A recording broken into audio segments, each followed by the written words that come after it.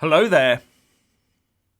According to reports, the House of Lords wants to dramatically change the contents of the EU Withdrawal Bill before it becomes law.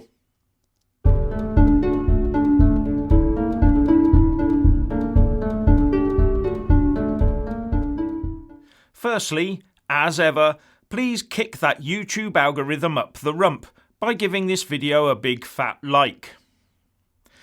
Now, with just 18 days to go to Brexit Day, the House of Lords wants to add a lot of stuff back into the withdrawal bill that the government removed from the original version once they had their 80-seat majority.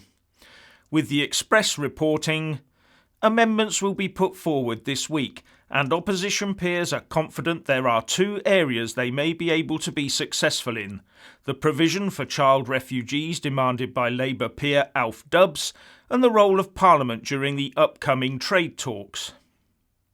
Now, Dubs is said to believe he has the support of Tory peers behind him to push through a commitment in the Lords for family reunion into the UK for child migrants to be included in this bill. He is also said to be meeting with Home Office ministers about it today as well. Talking to Radio 4's Westminster Hour, Dubs said, "I've had Conservative members of the Lords who've urged me to go on with it and said that behind the scenes they're talking to the government. I think there's a chance we can win this in the Lords. I'm hoping that in the process the government will think again." Now, having read the latest version of the bill, there is an amendment to the EU Withdrawal Act 2018 that requires the government to lay before Parliament a statement of policy in relation to any future arrangements between the UK and EU regarding unaccompanied children claiming asylum. This changes the current version, which would make it mandatory for the UK government to come to a set agreement with the EU for the transfer of child migrants. That way the government of the day would have no control over the issue at all, as it would be international treaty law, and I'm assuming that's what Dubs wants to see put back in place.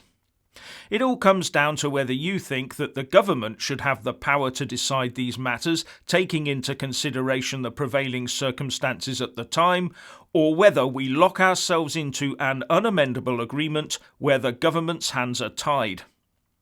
Personally, I go with the former, as we don't know what the future holds. And as to the other area of giving control over the future trade negotiations back to Parliament, have we learnt nothing? Look at the utter horlicks we had last year with all of that. Now, you could argue that with an 80-strong majority, it doesn't much matter if Parliament has a say, because it will in effect be the government's say anyway. But that ignores the parliamentary time taken up with statements and debates over a trade deal with the EU.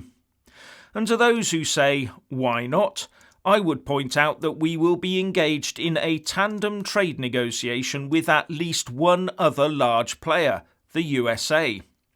No one's advocating or even talking about Parliament having a massive say in those talks, are they?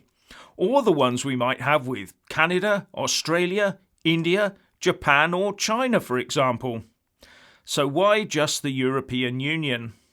In fact, having this so-called parliamentary oversight via the House of Commons would place unnecessary emphasis on those EU negotiations. It sends out altogether the wrong message to the EU, the people of the UK and the rest of the world. When carrying out negotiations around the globe, as we now must, we just cannot be seen to be placing one set on a higher plane. Unless you're an avid pro-EU supporter looking for a way back in, of course. The government should resist all these amendments and just stick to the core business of getting us out of the EU on time. The rest can be dealt with separately and probably in a better way later on down the line. I also wonder what else those House of Lords crusties will try and get into this bill. Anyway, if you want to hear more from me, please don't forget to subscribe and also press that little bell, or you won't get any notifications. And if you want to see more of me, you can buy a mug with my mug on it. Anyway, what do you think about the House of Lords amendments? Please share and comment, and thank you for watching.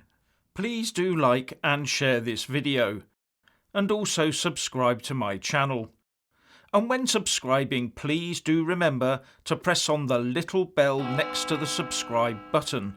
That way you'll get an alert every single time I put up a new video.